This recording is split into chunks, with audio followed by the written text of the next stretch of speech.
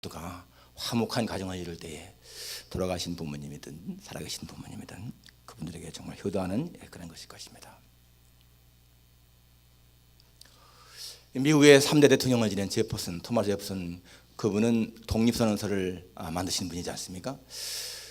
그 독립선언서에도 보게 되면 우리 좀 신앙에 대한 그런 내용이 나와 있습니다. 모든 인간은 평등하게 창조되었고 누구도 빼앗을 수 없는 권리를 창조주에게서 또 부여받았다, 그렇게 나와 있습니다. 그것은 정말 예수님의 정신이죠. 이 토마스 제퍼슨 대통령은 예수님을 최고의 도덕가로 인정한 사람입니다. 가장 도덕주의자다. 그런데 그분은 예수님을 하나님의 아들로는 믿지 않았습니다. 예수님의 신성을 믿지 않았죠. 여러분, 이런 질문을 한번 해보십시오. 가장 위대한 도덕선생, 가장 윤리적으로 좋은 사람, 그분이 자기를 신이라고 하나님의 아들이라고 말했다면 그것이 만일에 사실이라면 당연히 믿어야 할 것이고, 만일에 그것이 거짓이라면 그분은 가장 완전한 도덕주의자가 아닐 것이 아니겠는가. 여러분, 예수님을 갖다가 가장 완전한 도덕선생입니다 이렇게 믿으면서 예수님의 신성을 부인한다? 그것은 이율배반인 것입니다. 그렇잖아요. 예수님 자신이 나는 하나님의 아들이고 나는 신이라고 했는데 그분이 정말로 도덕주의자고 윤리주의자라면 그것이 거짓말일 수가 없지 않습니까? 그리고 거짓말이라면 그분이 도덕주의자가 아니죠. 우리가 아는 인도의 간디 같은 분도 예수님을 도덕주의자로 믿었습니다. 그런데 하나님의 아들을 믿지 않았거든요. 그것은 여러분 이율배반입니다. 절대로 이율배반이죠. 예수님을 하나님의 아들로 믿든지 아니면 예수가 거짓말쟁이든지 그렇게 해야 맞는 것이지, 그분은 정말 좋은 분입니다, 그분은 정말로 도덕주의자입니다 그렇게 말하면서 예수님이 자신을 신이라고 하는 것은 믿을 수가 없다. 그것은 앞뒤가 안 맞는 거예요. 오늘 우리는 예수님을 하나님의 아들로 믿고 그분을 정말 온전하신 분을 믿는 거, 이게 가장 큰 축복 아니겠습니까? 여러분, 예수님은 성경 속에서 천국과 지옥을 말씀했습니다. 예수님을 정말로 훌륭한 분으로 믿으면서 예수님 말씀하신 천국과 지옥을 안 믿는다면 역시 그것도 이율배반인 겁니다. 우리는 사람들이 예수님은 성인으로 인정한다, 그러지만은 천당과 지옥은 못 믿겠다. 그것도 여러분 가만히 분석해 보면 앞뒤가 안 맞는 말인 거예요. 예수님을 정말로 훌륭한 성인으로 믿으면서 그분이 한 말이 천당과 지옥이 없다면 거짓말이잖아요. 그러면 예수님을 거짓말자로 믿게 된 거죠. 성경에 보면 천당과 지옥 분명히 말씀하고 있어요. 근데 여러분, 하나님은 그 천당과 지옥을 만들어 놓으시고 이 지상에 천국과 지옥의 모형도 만들어 놓았습니다. 그것이 무엇일까요? 가정입니다. 가정은 하나님이 천국의 모형으로 만들어 놓으신 거예요. 어떤 가정입니까? 화목한 가정이죠. 부부간에 진실한 사랑이 있고 자식이 부모님 공경하고 부모님에게 순종하고, 그리고 부모님은 자식들을 하나님 말씀으로 잘 양육해서 정말 웃음꽃이 피는 화기애애한 가정, 바로 그 가정은 천국의 모형일 것입니다. 그런데 또 한 가지, 지옥의 모형은 어떤 가정일까요? 지옥의 모형도 가정이죠. 부부간에 불화가 심하고 갈등이 심하고, 자식은 부모님을 거역하고, 부모님은 자식을 내팽개치고, 그래서 자녀들이 잘못된 길로 나가고, 거기에 막 폭언이 있고요, 폭행이 있고, 끊임없이 분쟁이 있는 그런 가정, 여러분 그것은요 지옥의 모형일 겁니다. 오늘 우리는 이 가정에서 우리가 천국 모습도 보기도 하고요, 가정에서 지옥의 모습도 보는 겁니다. 스미스라고 하는 사람은 사람의 인생의 행복의 세 요소를 이렇게 말했습니다. 건강이 있어야 되고요, 그리고 진실한 양심, 진정한 양심이 있어야 되고, 그리고 평안한 가정이 있어야 된다. 이 세 가지가 우리 삶의 행복이라고 말했습니다. 그렇죠? 건강 중요합니다. 몸의 건강뿐이 아니라 정신의 건강도 중요하죠. 치매 걸린 사람이 있으면요 가정이 행복하기 어렵습니다. 건강 중요하죠. 그리고 또 한 가지는 착한 양심이라고 했어요. 착한 양심, 참된 양심. 사람이 양심 중요하잖아요. 양심을 팔아먹기 때문에 문제 생기는 거 얼마나 많습니까? 최근에 여러분 뉴스가 뭐가 장식하고 있어요? 성환종 리스트 때문에 당하는 그 많은 어려운 일들이잖아요. 여러분 1990년대 그 모래시계 아마 거의 다 보실 것 같아요. 저도 모래시계 굉장히 재밌게 봤는데 그 모래시계 검사란 분 있지 않습니까? 그 당시에 육공의 실세 날아가는 새로 떨어진다고 하는 그 아주 실력자 그 피의원을 갖다가 입건을 해서 수사하는 그 검사, 당시에 불과 39세 40세 될까 말까 한 그런 젊은 이 검사, H 검사가 말이죠, 그 실세 그 양반을 수사하려고 했더니 사람들이 말렸잖아요. 그런데 정말 소신 있게 수사하지 않습니까? 그 당시에 그 육공의 황태자라고 하는 그 피의원은 검찰에 출두하면서도 아주 자신만만했습니다. 뭐 나는 검사 양심을 믿는다. 나는 나의 무죄가 밝힐 것이다 했지만은 그 슬롯머신 업자들에게 5억 받은 그거를 철저하게 수사해서 송치했잖아요. 감옥에 넣었잖아요. 그래서 뭡니까? 이 모래시계 검사라고 하는 별칭을 받은 그 H 검사, 그분이 정계 입문을 해서 지금까지 잘 와고 지금은 경상남도 지사까지 지내잖아요. 그런데 22년이 지난 오늘 어떻습니까? 바로 그 자리, 자기가 그 피의원을 신문했던 그 자리에 자기가 이번에는 피의자로 가서 신문을 받잖아요. 자기보다 무려 14년 후배 검사들 앞에서 지금 신문을 받고 있어요. 그게 뭡니까? 정치자금으로 1억 받았다고 하는 그 혐의 때문에. 과거에는 그분이 뭐 수십억을 준다 해도 다 거절했습니다. 그렇게 아주 강했던 분이 1억 받은 것 때문에 지금 수사를 받고 있지 않습니까? 그런 걸 보면은 사람이 이 양심을 끝까지 지킨다는 게 힘든 걸 알 수가 있어요.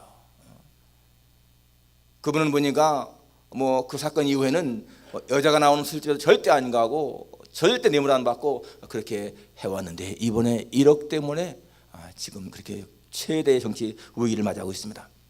착한 양심 끝까지 지키는 것 중요하죠. 그런데 사람이 건강하고 착한 양심이 있어도 평안한 가정이 없으면 행복할 수가 없다는 것입니다. 가정의 평안, 그것이 행복하다는 것이죠. 클린턴 가드너라고 하는 사람은 이런 말을 했습니다. 사람이 다 이렇다 할지라도 가정이 건강하면 다 잃은 것이 아니고, 사람이 다 가졌다 할지라도 가정을 잃어버리면 다 잃어버린 것이다. 그렇게 가정의 중요성을 얘기했어요.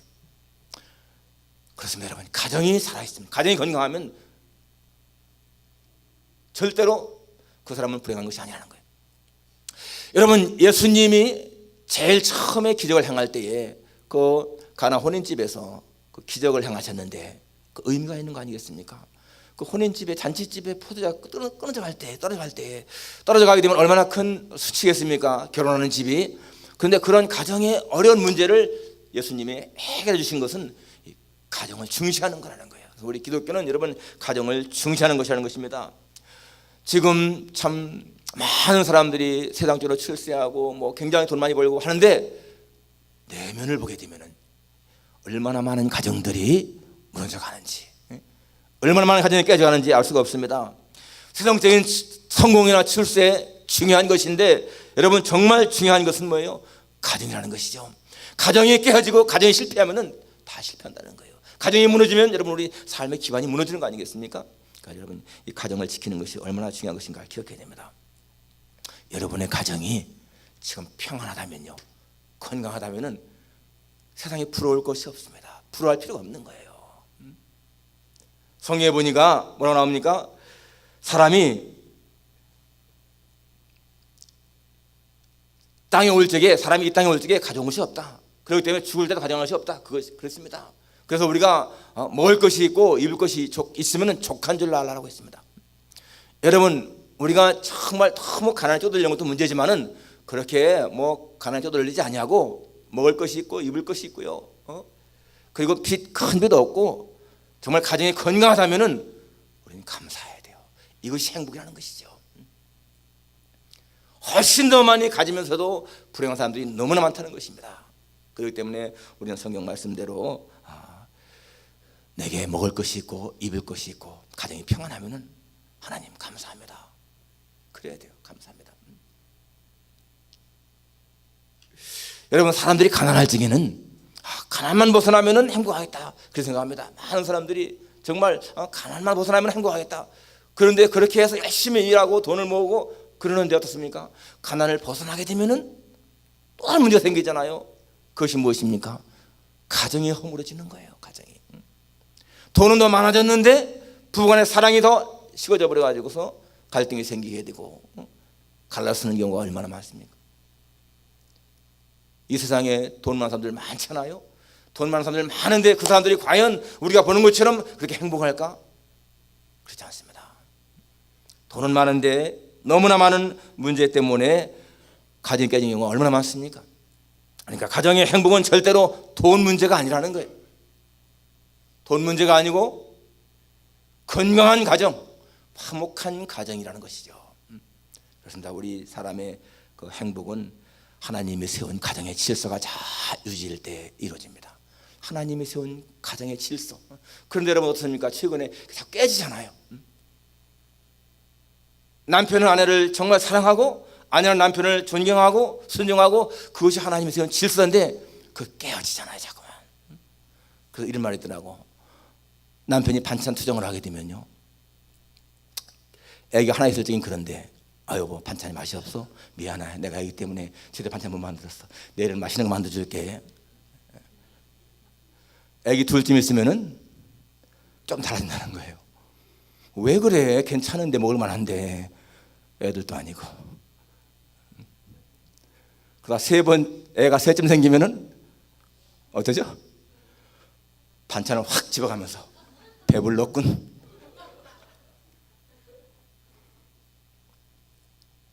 TV를 보다가 남자가 채널을 딱 돌리면은 애기 하나일 때는 그럽니다. 대개 아내들이 여보 자기 보고 싶은 거 봐. 내 애기 볼 테니까. 그런데 애기 둘쯤 생기게 되면은 남편이 채널 딱 돌렸습니다. 남자가 어찌 TV에 목숨을 거노 쪼잔하게.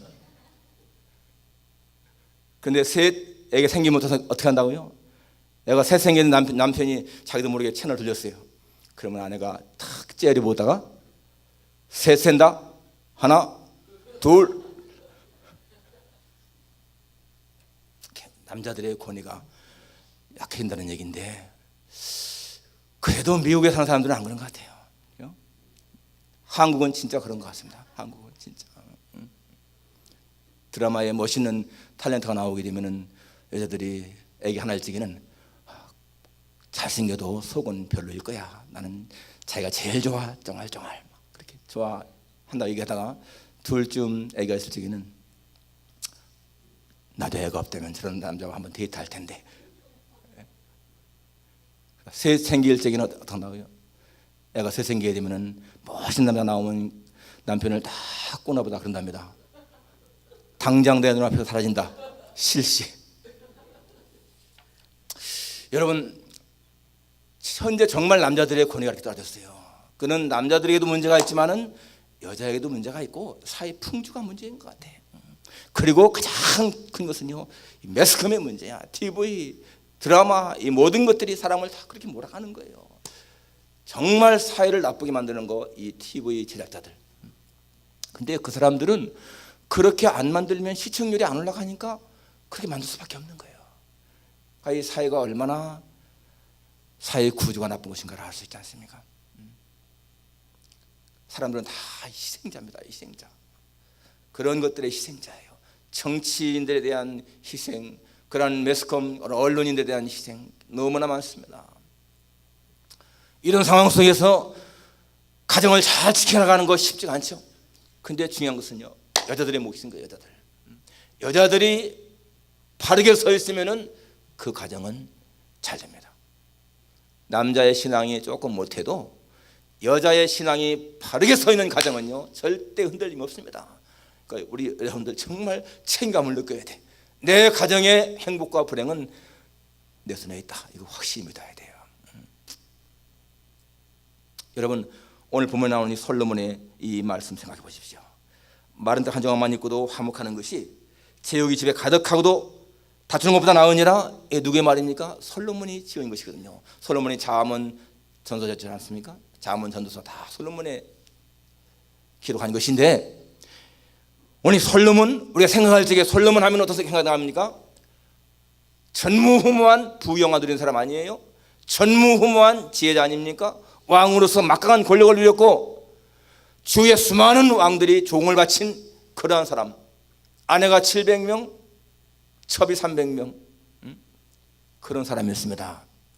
그런데 지금 그런 사람의 입에서 오늘 나오는 말, 마른 떡 한 조각만 있고도 서로 화목하는 것이 제육이 집에 가득하고 다투는 것보다 낫다.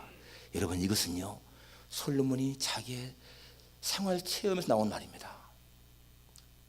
그가 살아오면서 절절하게 느낀 거예요. 여러분이 솔로몬, 우리가 아는 대로 지혜가 충족한 자고 독실한 신앙자였습니다. 하나님을 경외하는 사람이었잖아요. 1,000번째 드렸다. 여러분, 성경에 나오는 1,000번째 들은 사람이 한 사람도 없습니다. 성경에. 그렇게 하나님을 경외한 사람이고요. 이 솔로몬은 자기가 하나님을 떠나면 죽는 것을 안 사람이에요. 그런데도 하나님을 떠났습니다.